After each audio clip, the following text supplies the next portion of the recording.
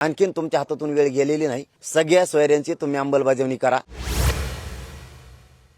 मी आज 5 वाजता म्हणजे आज 5 वाजता इथं साखळी उपोषण उद्यापासून सुरू होणार आहे। रोज 4 जण इथं बसणार आहेत आणि माझ्या आमरण उपोषणाच्या बद्दलचा मी आज 5 वाजता भूमिका घेऊन मराठा समाजासमोर माझी स्पष्ट भूमिका 5 वाजता मांडणार आहे, आज 5 वाजता। आणि राहिला विषय तर राज्याचा, तर राज्यात जे साखळी उपोषण आहेत आणि धरणे आंदोलन आहेत हे आपण आपल्या गावात शांततेत सुरू ठेवायचे। तो आपला अधिकार आहे, कायद्याने दिलेला, तो कोणी हिसकावून घेऊ शकत नाही। आम्हाला इथं साखळी उपोषण करण्याचा अधिकार आहे, तोही कोणी हिसकून घेऊ शकत नाही। नसता मग हे राज्य परदेशातलं राज्य आहे की काय असं होईल। आणि राज्यात जे आमरण उपोषण सुरू आहे ते त्यांनी थांबवावे। दुसरी गोष्ट, आपण निघालो होतो, आपण मागं सरकत नसतो कारण आपण मराठी, पण त्यांनी शेवटी हार मानली आणि पोलिसांच्या माध्यमातून रस्ते थांबवले। त्यांनी SRP पोलीस सगळे लावून, परंतु आपण त्यांचा सन्मान केलेला आहे।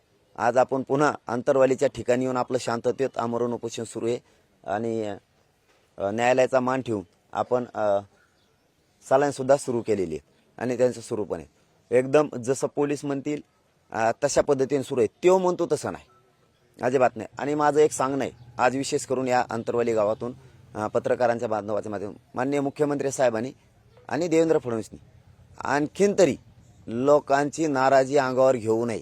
आणखीन तरी सगळ्या सोयऱ्यांची अंमलबजावणी करा। आज अधिवेशन सुरू होत आहे।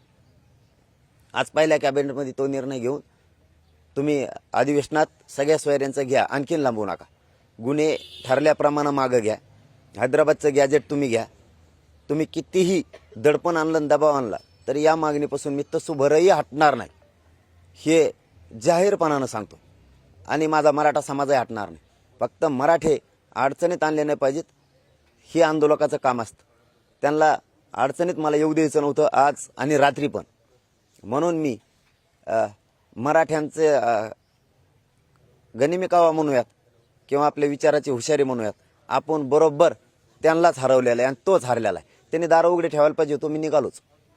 आणखीनही सांगतो पुन्हा एकदा, आणखीन तुमच्या हातातून वेळ गेलेली नाही। सगळ्या सोयऱ्यांची तुम्ही अंमलबजावणी करा।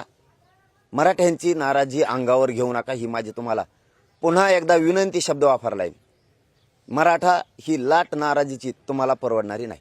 आणि माझ्या उपोषणाबद्दल मी आज 5 वाजता आमरण उपोषणाबद्दल गावकऱ्यांना बोलून घेऊन, गावकऱ्यांशी चर्चा करून, मार लागलेल्या माता माऊल्यांशी चर्चा करून मी आज 5 वाजता निर्णय घेऊन पुढील काय विषय त्याच्याबद्दल निर्णय घेणार आहे।